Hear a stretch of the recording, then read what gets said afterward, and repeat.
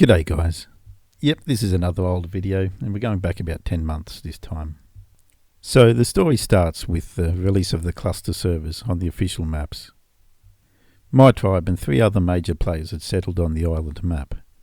So there was Unforgiven, We Dem Boys and Frozen, which for some reason all allied against us. Unforgiving was the first to fall, which we needed to do to secure that east beach, where a second base was built. There was a lot of minor skirmishes over the coming months, and then 3 major battles. We'd hit Frozen on the Blue Obelisk with a Titan, where it was damaged but not wiped. And then Frozen, with allies from off-server, attacked our east base. It was under siege for 2 days, but they didn't break through. Now over the following month or two, Frozen and allies from Ragnarok and the centre maps had wiped 2 tribes off the Scorched map. So we took them in. So we had bolstered numbers, and yet they attacked us again. So Frozen and allies had us again under siege for a few days, and this time We Dem Boys brought in a Titan. Unfortunately for them, we had a lot of plants around the base, which had crashed the server as soon as they got the Titan close to us, and they lost the Titan. To their credit, they did then bring in a wild giga which chomped on all the plants, but by then it was too late. They'd lost all their drainers. And they were again pushed back with no damage to the main base. The counterattack came quite quickly after that. This was back when tech tappers could knock out and tame Titans. So again with the help of a Titan, we pushed through their base on Blue Ob, destroying it completely. The push was continued down through We Dem Boys, which was also wiped, leaving the final Frozen stronghold offshore on the iceberg. And this is when one of their senior members made some infamous last words. "Let us know when Titans can fly. In love with a Coco, Frozen admin." Some of his famous last words have featured on this channel before. Anyway, it was only a couple of days later that someone noticed one of their turret towers were down. So we decided to just have a bit of a poke at their main base. But after one of them logged on and immediately logged back out, he didn't want any part of it, we decided to push right through. So a couple of the guys, Wyatt and Daz, had rehearsed this previously. We were going to finish them by dropping a Titan from the air. So I'm just going to quickly remake a replica of the quetz that was used. It's little more than a platform built on a quetz, as far out as you can. So we'll line the right side of the foundation with the centre of the platform and push it out as far as you can. As far forward as it'll place down.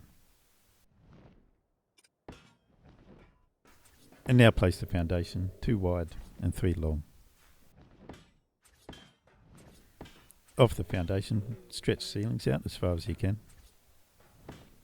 So 2 ceilings out from each foundation.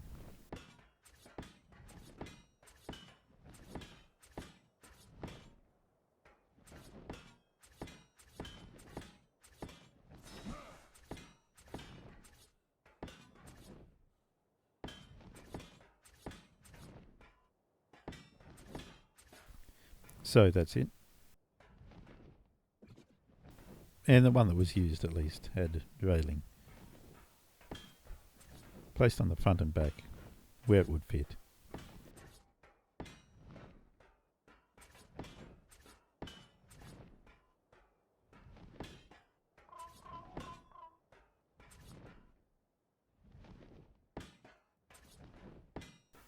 So at this point it was all maxed out. These railings weren't there. Instead there was a bed placed on top of it.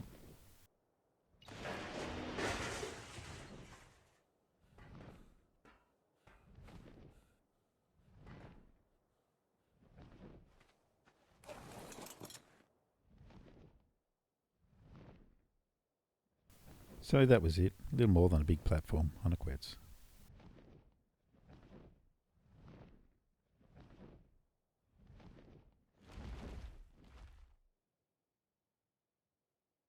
There is one way of stretching that wall forward further, and that's by using something that doesn't snap. So the dino gates can be placed right at the front and right at the back. There is pros and cons to that, but this wasn't used on the official map in the attack. Unfortunately, I didn't record too much of this, but this was the takeoff, or the initial takeoff, and the one that failed.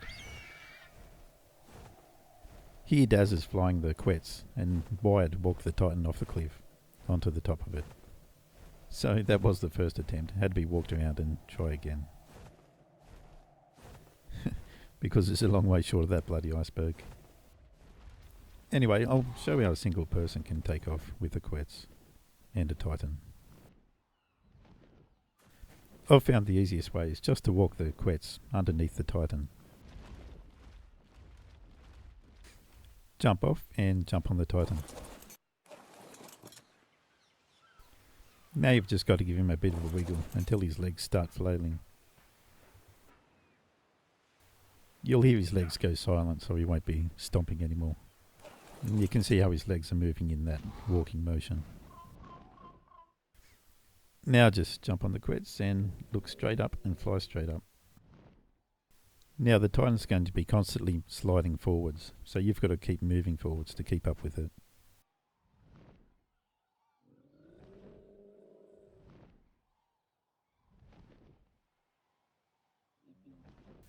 So just edge the quets forward and let the Titan catch up.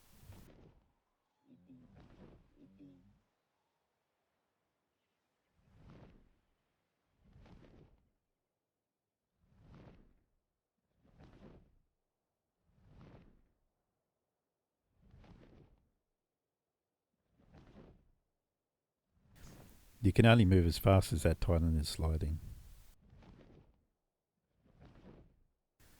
That platform we built only serves any function when we're completely stopped. The majority of the balancing is on the platform itself, the platform saddle. So try and keep the harness over those centre 6 foundations.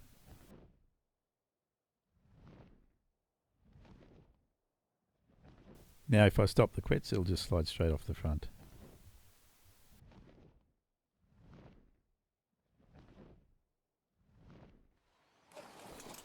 Now, like shown previously, you can get those dino doors out on the extremities of the platform.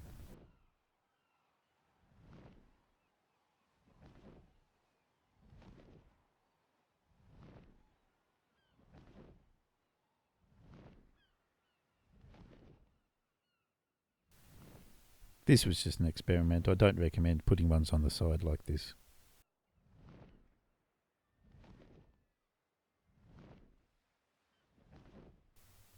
It just slows it down too much. But the advantage of having those dino gates on the front at least is you can stop and have a rest if you need to. It will hold the Titan from sliding off the front. But it does slow down your flight. You can see those harnesses, how it's not sliding forward. I'll just demo them to show it holding it up.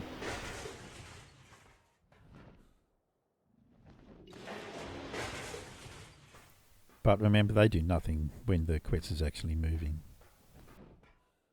The Titan will slide straight through them, so don't think you can put one on the back and push the Titan along with it. Anyway, take 2. As I'd said, we'd already pushed through the majority of the base with the 2 stegos.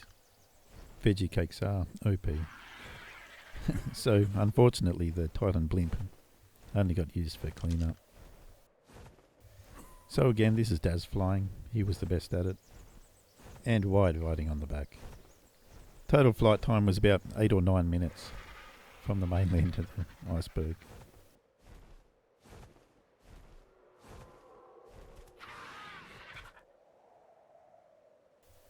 So, to pull this off in their second attempt was a really impressive feat on a laggy official server.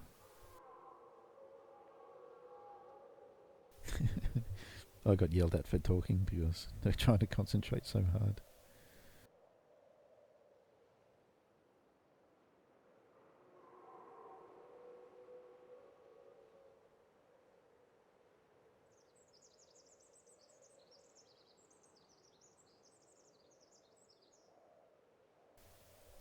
Looks even more absurd with the skeletal quets.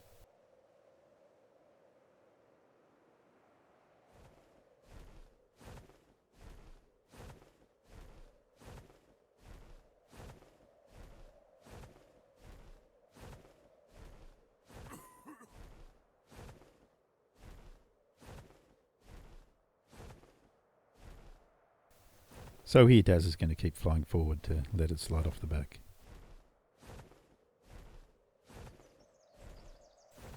Really impressive feat to line everything up so perfectly over that distance. This was all well before the Arthropleura buff, and this was the only way it was going to be cleaned off the map, and to break open all their vaults. 2 stacked layers of vaults around the edge of the base.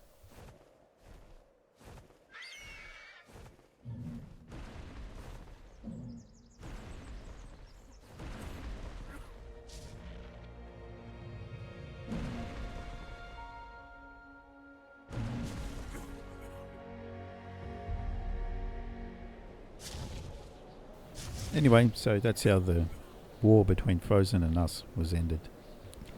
So the Frozen leader was Amanda, who used to indulge me with comments on my videos. So this is the comment in the aftermath of the final battle. Now let's break it down. Oh joy, another video One Wing has made involving me and my tribe at the end. Interesting how yet again the only thing you and your tribe focus on is the girl out of 40 plus people. Well, that's because you were the leader, you were the most vocal, and it was easy to get under your skin. It wasn't anything personal. Not to mention over half of your tribe literally stalking me on any social media that they can find.